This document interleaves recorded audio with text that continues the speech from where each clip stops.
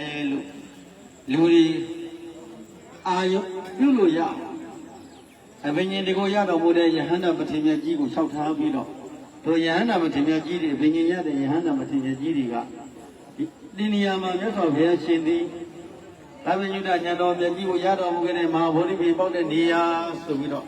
အဘိညာဉ်ရတဲ့ယဟန္တာပတိမြတ်ကြီးတွေကမိန့်တော်မူပြီးတော့စင်္ဂမတ္တဘယ်နေရာမှာအာနိမိတ္တဘယ်နေရာမှာ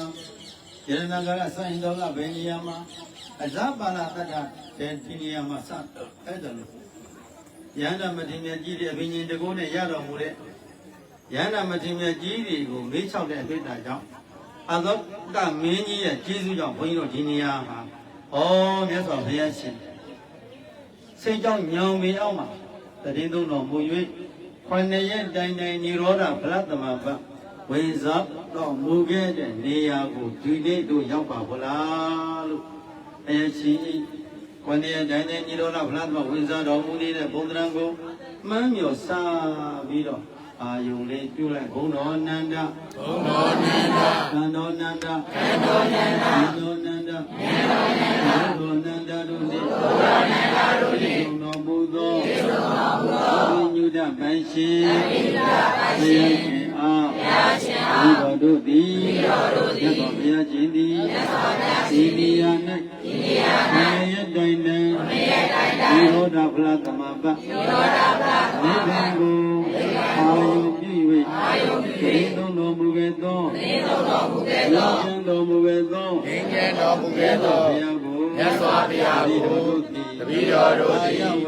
ကာယဝစီမနောရှိလျက်သုံးလီသောကံယရဏသုံးပြတော်ရပနာမတို့သည်ယောတိမြတ်တို့လက်ဆောင်မိုး၍ရှိခိုးပူဇော်ဘုမြောမရှောရောပါ၏မြတ်စွာဘုရားဤကုသိုလ်ကြောင့်ဒီတော်တို့သည်မြတ်စွာဘုရားရှင်နှင့်အက္ခသာဝကမဟာသာဝကဗန္ဒမတိမြတ်ကြီးများဒီတော်မူသောသစ္စာလေးပါးဉာဏ်တရားတို့ကိုအခွင့်အကောင်းမရှိဖြောင့်မတ်စွာဖြင့်မျက်မှောက်ပြု၍ခံစားရပါလို၏ဤကုသိုလ်၏ဘုဘာကတို့ကိုဘဝများစွာသန္တရာကယုန်ဘဝတိုင်အောင်သောဆလာကြကုန်သောဒီရေပါရီမြောက်ပါဘုရားပါဘုံနှင့်သေယုပါနဲ့တဘုံသေကြကုန်သောဝိနည်းဒုခိတသဝမန္တမြတ်တို့ကိုပြုလို့ဒုက္ခမြတ်ကုသိုလ်ဝေလိုရကြ၍အာလုံးသာကြပါစေသောအာ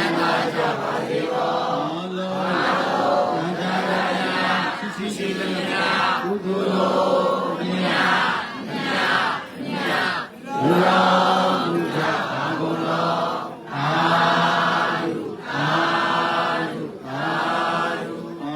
ယုကြာရသမျှရှိသမျှကုသိုလ်အမြ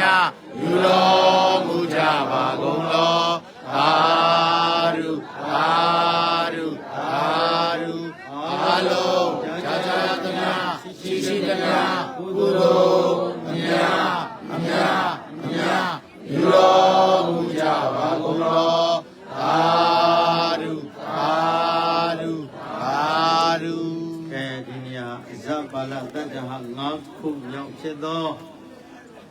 ဘုရားရှင်ရဲ့တတ္တဌာန9ဌာနဖြစ်ပါလေဒီဘက်ကနေပြီးတော့ဟိုခက်ကိုသွားမယ်ဘယ်ဘက်ကအဲ့ဒီပေါက်ကနေပြီးတော့အဇ